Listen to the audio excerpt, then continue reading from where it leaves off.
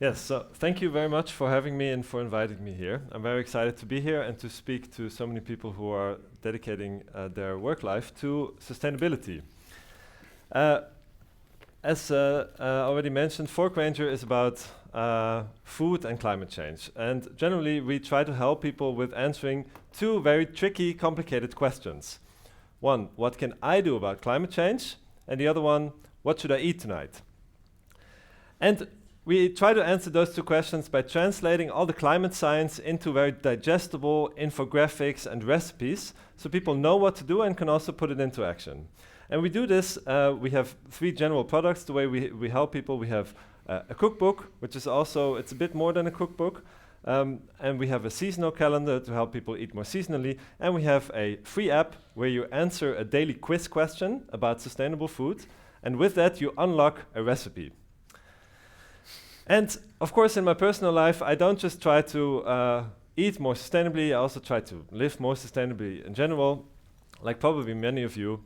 And so, for example, recently I cleaned up our house and I found this old fondue set that I'd never really used. So I thought, okay, I want to give it a second life instead of throwing it away. And I put it on eBay, and for weeks, no one was interested, and then finally I got a bid. I put it on for €9, and then someone bid 750. I was like, come on, really? Like this 150? But fine, I just want to get rid of it. Then I had to find a box to ship it into. Of course, it's always really annoying when you have to ship things that have this weird shape. So I was already really annoyed that this was taking way more time than I wanted it to. But fine, better than throwing it away. And then, of course, once packaged, I had to find a post office. And in my street, there's this shoemaker that also is a package point. But when you walk into this store, it doesn't really feel like a shoemaker anymore, because it looks a bit more like this. Maybe you have these package points in your street as well. You walk in and it's just all full of boxes. And let me tell you, most of those boxes are new things. There's a huge line walking in of people collecting their new orders, new packages. And I'm already annoyed that I have to stand in line and get even more time to just get this fondue set out of my house.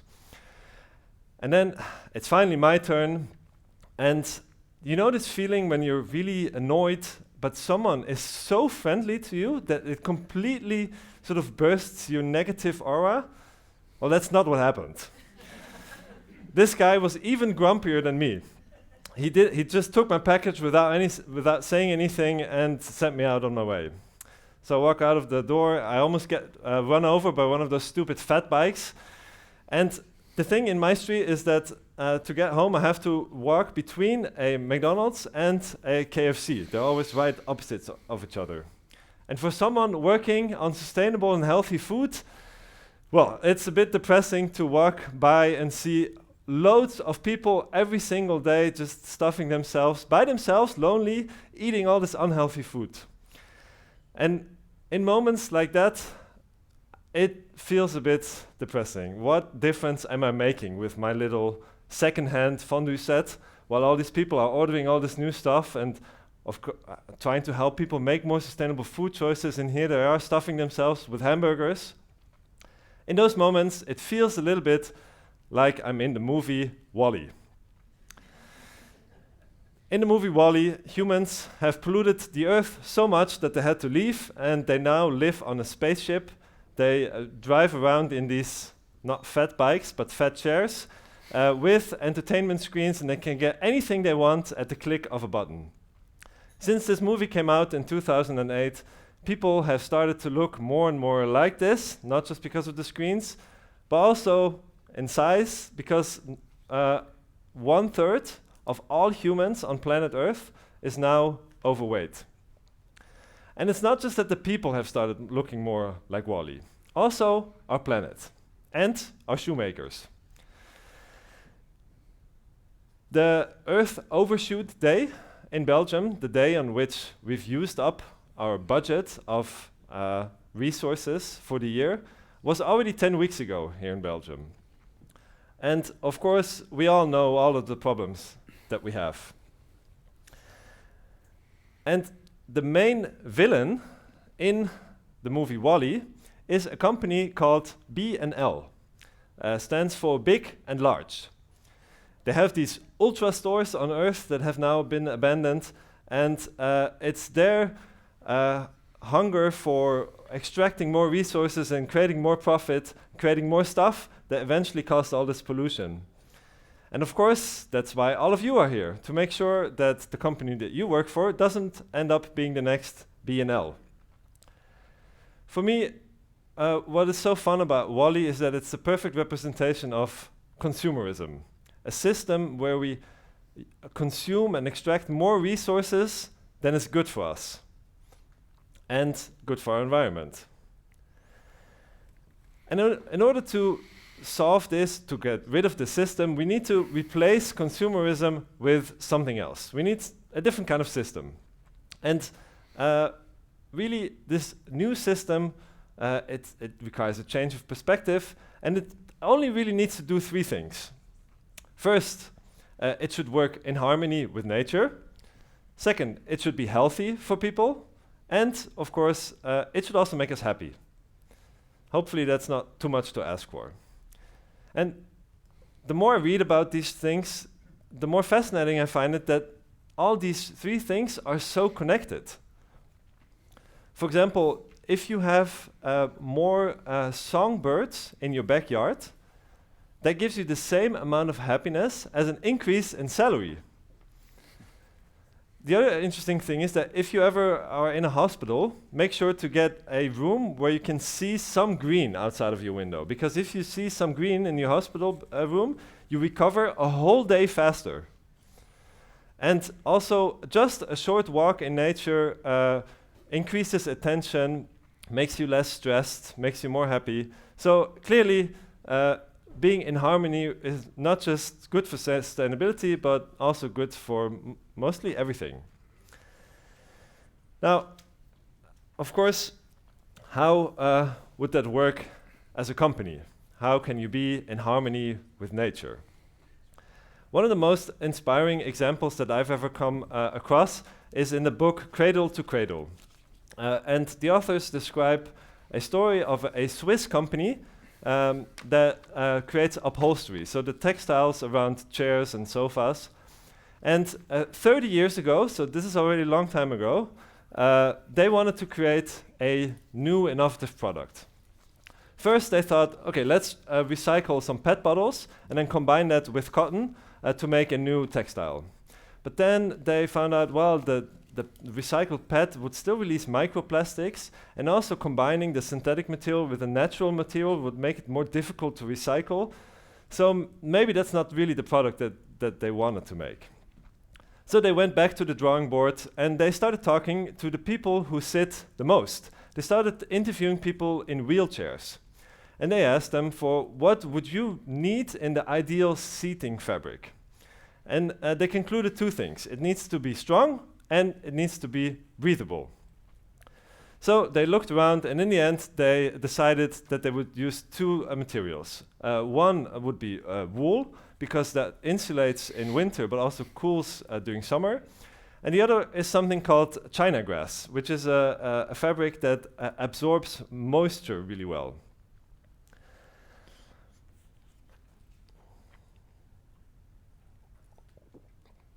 So they started to cut out these textiles, but then they still had one issue, because they cut out the different textiles, they still had the trimmings, a bit of waste from all those textiles. And usually they would burn those trimmings. But that was no longer allowed by the local government. So they thought, well, what if those trimmings that we have, this waste, what if it would be compostable? What if we just could throw it onto the compost? Well, in order to achieve that, they had to make sure that the coloring process and the processing would be completely safe without any toxic chemicals. So they started asking around which company could help them with that. And more than 60 chemical companies told them, no, this is too complicated, we're not going to get started on this. And then finally, they found a company that was willing to work with them. And together with this partner, they eliminated 8,000 chemicals from the potential list of that they could use. And they came up with 38 ingredients that were completely safe. In fact, this processing and coloring was so safe that it would be literally be safe to eat. And the other benefit of this is that it was also higher quality and it was cheaper to produce. So they started producing these textiles, and after some time the Swiss inspection came by to look at the wastewater. And they started measuring, and then they saw that the water coming out of the factory was cleaner than the water coming into the factory. And those officials were like, yeah, something is off here. Maybe our equipment isn't working. So they went to a different site, they checked the equipment. Yeah, it's working. So yes, the wastewater coming out, because of the filtering with the textiles, was cleaner than the water coming in. And this is in Switzerland, where the water is pretty clean already. So the benefit of that was that they no longer required regulation. And that saved a ton of paperwork and administration. It was also, they didn't have to use these chemical storage places anymore, so they turned them into workspaces. The people working there didn't have to wear gloves and masks anymore. And once a customer was done and the chair was used, they could take off the fabric and throw it onto the compost. And on top of all that, the company was doing better than ever before with higher profits than they'd ever seen.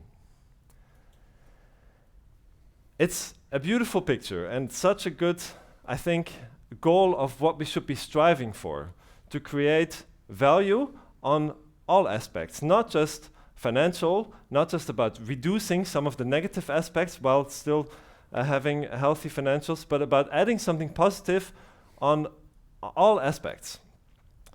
It's a beautiful picture, but how are you going to get there if you're stuck in this?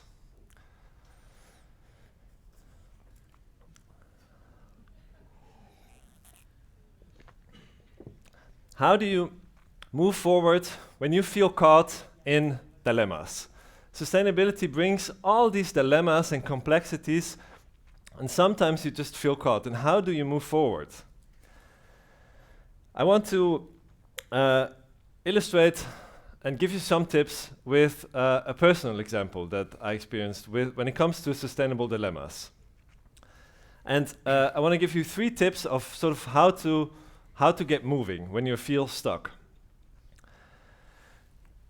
So I started the Fork Ranger started by writing the book because I found out that food plays a much bigger role in climate change than I thought. I always wanted to do something about climate, but I just didn't really know what. And then I found out, wow, with food you can really make a difference.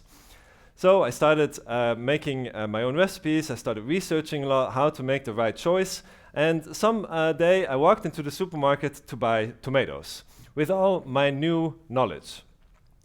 And of course, the most sustainable option to buy tomatoes are well, this is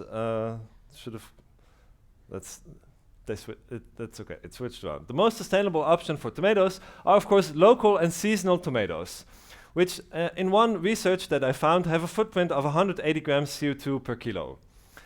The problem was that at this moment it was winter. So, and in the Netherlands, well, tomatoes don't grow during winter, so this option wasn't there, but I still needed tomatoes. Then the other option I saw were local tomatoes from the Netherlands, but I knew that those tomatoes, they grow in a greenhouse, in a heated greenhouse, and those would have a much higher footprint. So I thought, okay, I now know I'm going to stay away from those. And then I thought, oh, maybe I could buy canned tomatoes. Those still have a higher footprint, of course, but it's a bit lower than the greenhouse tomatoes. So I walk over to the canned tomatoes, and then I remember this documentary that I was watching last week, where they showed that the canned tomatoes are picked by migrants who are basically treated like modern slaves. And I thought, okay, no canned tomatoes for me. By the way, fun fact, did you know that the average decision in the supermarket takes 0.4 seconds? I'm not sure if that's really true. I think they might have to recalculate that. So I walk back to the tomatoes, And then I look around and I see tomatoes from Spain. And I know that the transport from Spain, it does add emissions, but it's still less than the greenhouse tomatoes. But then I remember that this friend told me that the tomatoes, they use so many pesticides. I don't really know if that's true, but I'm stuck there and looking at the tomatoes and I just don't know which one to choose. Maybe you have supermarket dilemmas for yourself, and you could use this metaphor on your work experience. What do you do in a situation like this? The first thing to realize is that you cannot make perfect choices in a broken system. We don't live in a sustainable world right now, and it's impossible to make perfect choices. Sometimes you just have to do something and choose the sort of best option you can find, even though you know that it's not entirely perfect. I think just accepting that helps, because as a consumer or also as a company, you just don't have all the perfect options always. But of course, we still want to move forward. What can you do? The first step is to zoom out. Because the reason that I was buying tomatoes is because tomatoes, they provide a lot of umami flavor, and that sometimes really helps to cook something where you don't need cheese. And well, if you look at the footprint of cheese and you zoom out, then you see that this is on a whole nother level. In the average European diet, fruits and vegetables only make up 4% of the carbon footprint, while 83% of the emissions come from meat and dairy. So, of course, it's best to choose the best tomato, but at that moment, I was still trying to reduce my cheese consumption. So maybe then just buying tomatoes instead of cheese is the better option, or that's what I was focusing on. Now, it's not just that cheese has a higher footprint, but if you zoom out a little bit more and you look at the footprint of food, you can see that beef unfortunately stands out. It has a much higher carbon footprint than any other meat.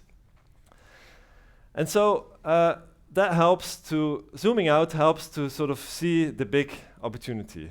And in diets, you get the clear opportunity is to start with replacing beef. And hopefully by putting statistics and numbers into context, you can also identify sort of where the big opportunities are. Of course, something might seem bad, but what if you compare it to something else? The second step is to then identify a small step. This sounds a little bit contradictory, but let me explain.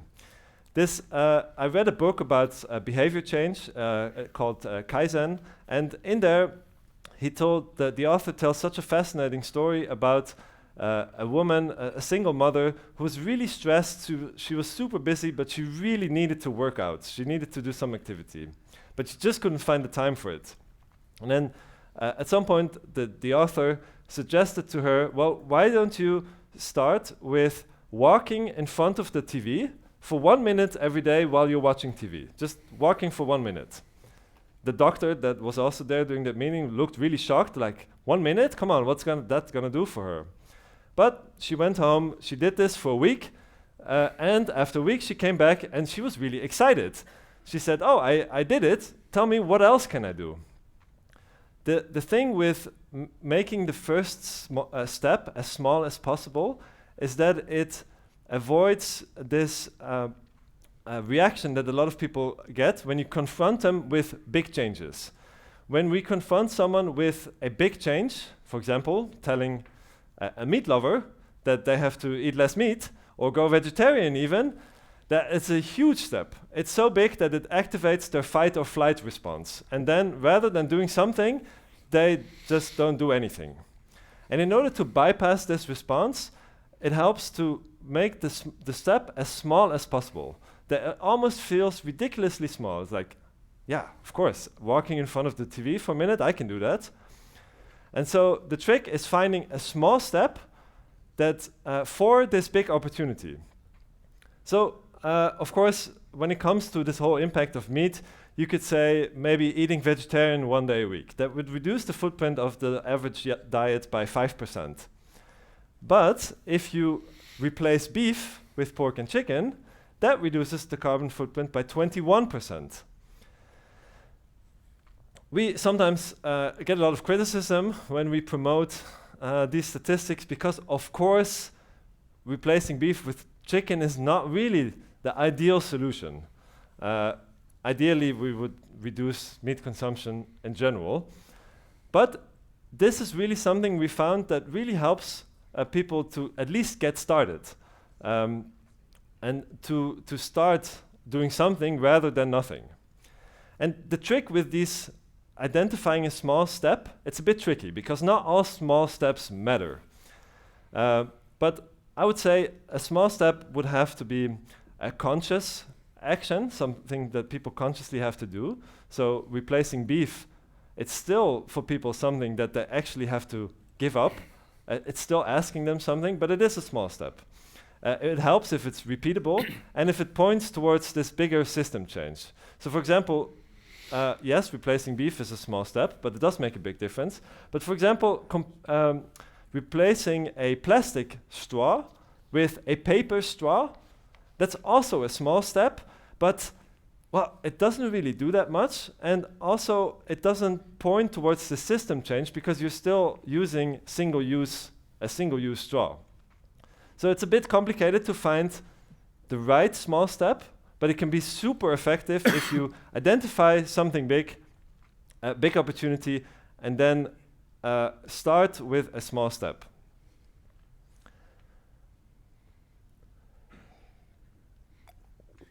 But sometimes small steps they don't feel like it's enough.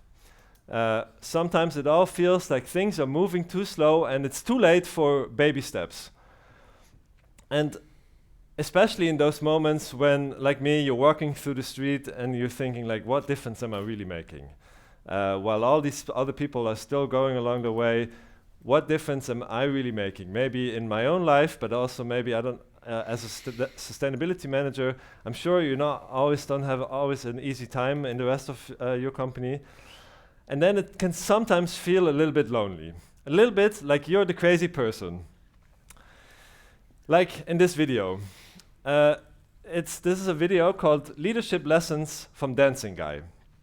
It's a 3-minute video, and it starts with, well, this crazy guy dancing on the grass with a lot of people watching. And after 30 seconds, a second person joins him. And then after another 20 seconds, another person joins.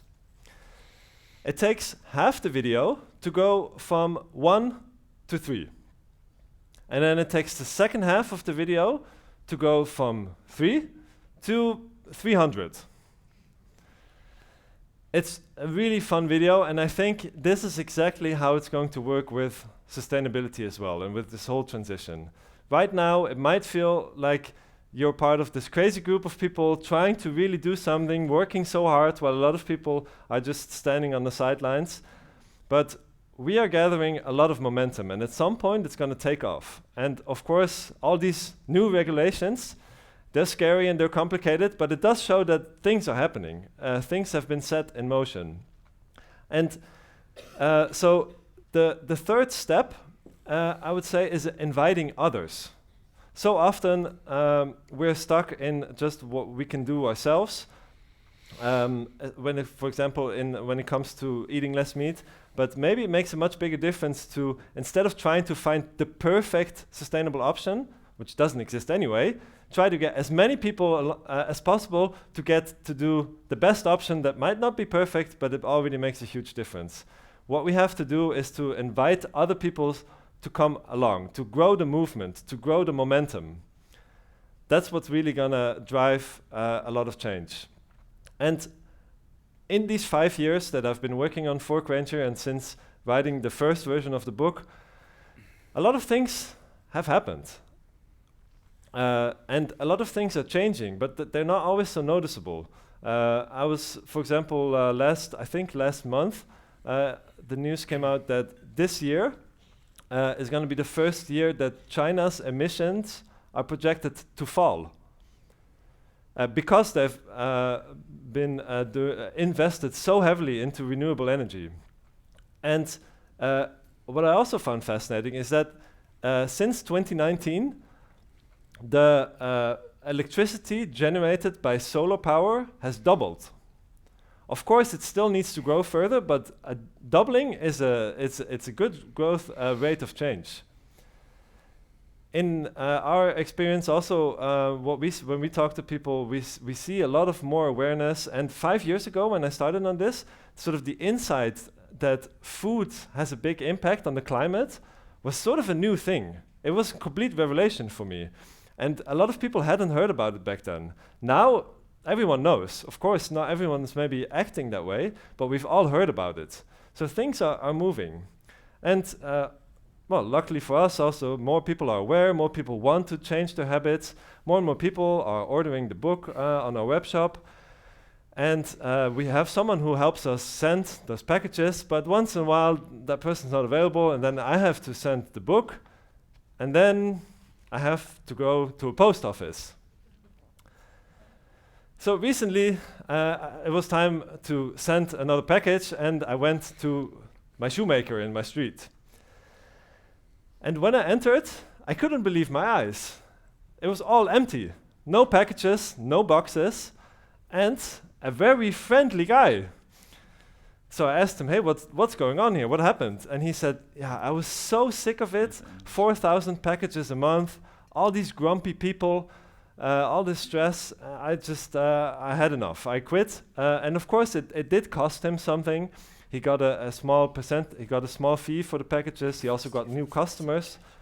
But you could tell that he was so much happier. I'd never seen him so relaxed and so happy. I had to find another post office, but I was so proud of him. He made a sort of a decision that went a little bit against the flow, against the current of consumerism and earning more money. He decided that, you know what, this is all not worth it. I just want my peace. And I think in that he sort of found a little bit of the good life that maybe can help us all. Because no one's really happy when they're stuck in this system. And this is what it feels like for a lot of people. They are stuck because that's the system that we have. But how do you get out of it? To get out of it and to sort of replace consumerism, we can't just say no to it. We need some alternative. We need some change of perspective. And the thing with changing the system is that we have to realize that all of us are also the system. If we talk about system change, we also need people change. We need, for some of the sustainability solutions, we cannot get there without behavior change. But also in the transitions in companies, we cannot get there without a change of perspective, without a change in culture. And so a lot of our work is not just increasing the sustainability actions or better reporting, but also just helping people to make a change. And yes, of course, we need these things, but no one really gets excited about this. It always feels a little bit like we're just trying to make people's life more miserable. Less meat, less flights, less shopping. Yeah, we know. We need to do it, but it doesn't really feel fun. But of course, that's not really what it's about. What we're all doing this for, why we're all so invested in this, is for this new world that we're trying to create. Okay, yes, maybe less meat, but more health and also taste. Okay, yeah, maybe we have to fly less, but maybe we can find more adventure regardless of where that is. And less shopping, but more memories. In other words, more of the stuff that really matters. And less distraction from all the stuff that is just a tool. Yes, we need new shoes and all that stuff, but it's not really a goal in and of itself. And so, to replace consumerism and to step out of that, we need to find this new version of the good life. And of course, that's an age-old question. Socrates already tried to answer that, and I definitely don't have all the answers for you.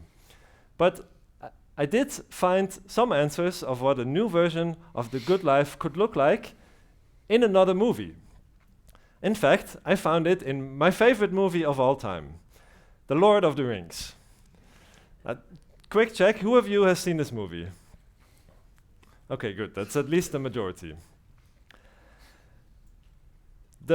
My inspiration for the good life comes from the Hobbits. As a teenager, I always wanted to be a fighter, I wanted to be Aragorn, but now as I'm getting older, actually I'm seeing like the Hobbits, that's where the good things really happen. These are small, regular people with a big passion for nature, for taking care of the garden, taking a lot of pride in taking care of the plants. They have a passion for dancing and having a good time, and of course, they have a huge passion for food. And the thing about the hobbits is that they're not the strongest fighters, they don't have any special abilities, they don't have any superpowers, but what Tolkien describes is what in the end helps them to overcome evil is their undying loyalty to each other. However tough it's getting, they stick to each other and they keep going step by step by step. And that in the end is how they overcome evil and what makes them the ultimate heroes in the Lord of the Rings. So what does the good life look like? Overall, I would summarize it as less consumer, more hobbit. The other thing with hobbits is that they are ready to go on an adventure when life knocks at their door. Yes, they're afraid, and they don't really know where this whole thing will take them, but they're ready to start. They're ready to go and set those first steps. And I think that is one of the most important lessons of all. Nobody of us here knows what the perfect sustainable world is going to look like. But we don't have to know the end destination to start heading in the right direction. Of course, sometimes it can be scary if you don't completely know where you're going, but we all know the science is abundantly clear which overall direction we should be heading into. And so, if you're stuck, try to zoom out, try to see the bigger picture. Maybe find this small step that you can get others excited to follow and to get going. Because the most dangerous thing that could happen is that we discuss so much about what the perfect sustainable system looks like, that we discuss so much about what the perfect sustainable tomato is, that we forget to start moving and start taking action, because that will get us somewhere. So I want to thank all of you for the work that you are doing. I hope that you're going to learn a lot and go back home with a lot of encouragement. I want to invite you to channel your inner hobbit, to follow the passions of the good life. And maybe I want to invite you also to download the Fork Ranger app and come on a food adventure with us. Thank you so much for being here. Good luck with everything you're doing, and may the forks be with you.